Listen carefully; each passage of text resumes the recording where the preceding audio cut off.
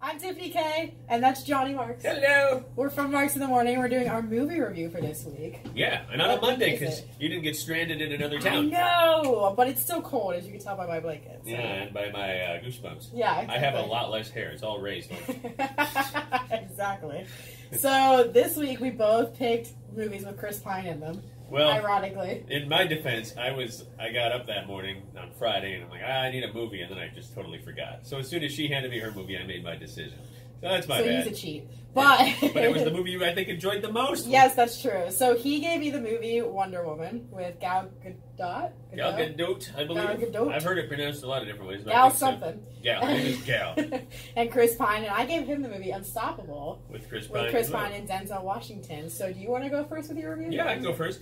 So Tiffany gave me a movie. I didn't get the box this week, so I really literally went into it with nothing. I'll always read the back of the box. I need to start not giving you the box then, just to see what happens. Why? It doesn't make a difference. Well, the Netflix movies have a description, so there were a couple of times you gave me something on Netflix.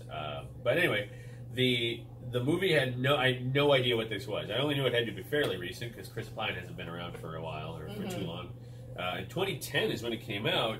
That's got to be early in his career. Yeah. I know him from Star Wars and then Wonder Woman. And now I can honestly say, here's a little spoiler, I haven't seen him in a bad movie. That's enjoyed this movie a lot. This movie stars the two of them and several other actors. God, I wish I could remember the female lead. But anyway, maybe it'll be on the bottom of the screen. Maybe I'll put it in there just for Johnny. Yeah. But it was really good. It deals with a train that's carrying dangerous chemicals that ends up going kind of off the, well, no pun intended, but off the rails. And because of some doofy character who ends up, well, you get in the end, you get like a synopsis of what happened to them after the movie. Now, I didn't know this. Tiffany had told me it was based loosely on a true story about a train that was in or left Ohio. In Ohio. Oh, my goodness. This one was not in Ohio. It was in Pennsylvania somewhere. No, they took it loosely, based it loosely off of that story, but that's where I'm from, obviously. Yeah. And, yeah, it's based off of something that actually happened. It was at a slower pace in Ohio, thankfully. And when it finally got down to like 11 miles per hour, the people did jump on the train and were able to stop it. But it did hold chemicals. Oh, yeah. And it did hold the chemicals and everything. But what's kind of cool with that is that the person who actually was the train conductor and stopped the train in Ohio became the technical advisor for the movie. Smart. So, which is smart, and also the fact of it made it way more realistic than it could have gone. And I don't think, having watched it, there was a sequence, probably to make the movie longer, where this guy tries to stop it. He's a former military, and he loses his life, and it adds drama. And don't get me wrong, there's some backstory on the Chris Pine character who, spoilers, right? We spoil. Yeah, we spoil. Ends up stopping the train, or he's part of the crew that slows it down. But if you shaved all that off, you'd probably have about 1 hour episode of a really good TV show. That's probably true, yeah. But I don't mind all that stuff. The effects were really good. The editing was good enough to get it an Oscar nomination. Yeah. Everybody played their role really well. It's intense. It's a thriller. It's believable. It really is, yeah. It's 40 cars or 39 cars on the train. Only 8 of them have chemicals. It's not like they made it some terrorist thing either, which we're all kind of tired of.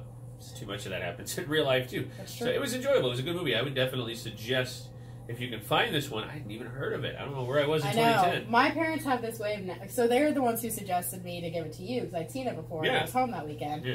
And they have a knack for finding these strange movies that like nobody really has heard of, but they're actually really good. Yeah. Like even like I gave you Mr. McGuire, you weren't a huge fan, but that's a known movie for kids and everything. I heard of that, but I just hadn't heard of it in like 20 years. Right, exactly. So like they're good at finding those like weird movies you've never heard of before, but they're actually pretty good. So you can find it. It's really good. This was a good one, and we'll get to the kernels, popcorn kernels at the end. Yep. So I gave Tiffany Wonder Woman, which is about to be sequeled, and the character's been around forever. She's part of the Justice League, so she's the DC version of all that fun stuff that Marvel's doing.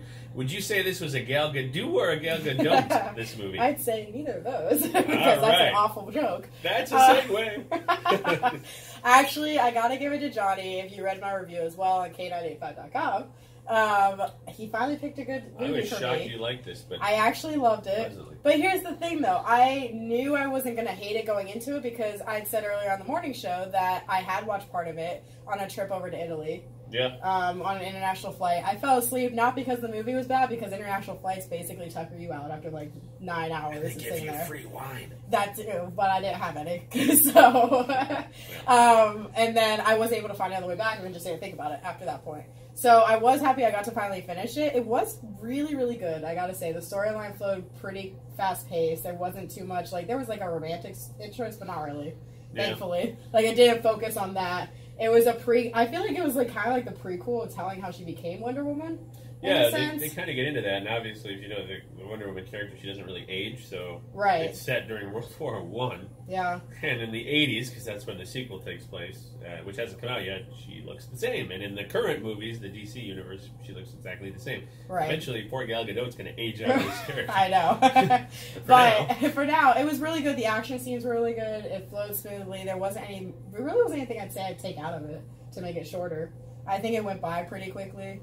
The acting was good. The special effects and everything were good as well. So I think overall, especially for having an unknown actor of her doing Wonder Woman. This is her first real foray. This is her first real thing, especially for having her do such an iconic character, which is a risk in itself. Because usually you go with somebody who's known for like an actress if you're going to do an iconic character. She was also pregnant. There's a little tidbit near the climax scene in there. Oh. She's 4 months pregnant, so they had to do a little hiding of her barely visible baby bump.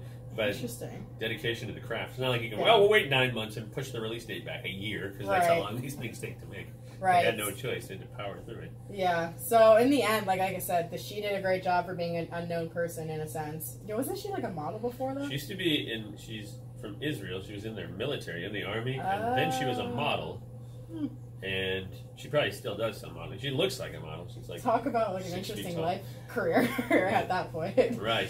So in the end, no, I liked it. If you don't like follow superheroes though and everything, I don't at all. I'll say that I don't care for it or anything. You still may like this movie, so you should check it out. I'll give my popcorn kernels. All right, you go first. Are you ready? Yeah. Out of what again? 5? Out of 5. Oh, here it is.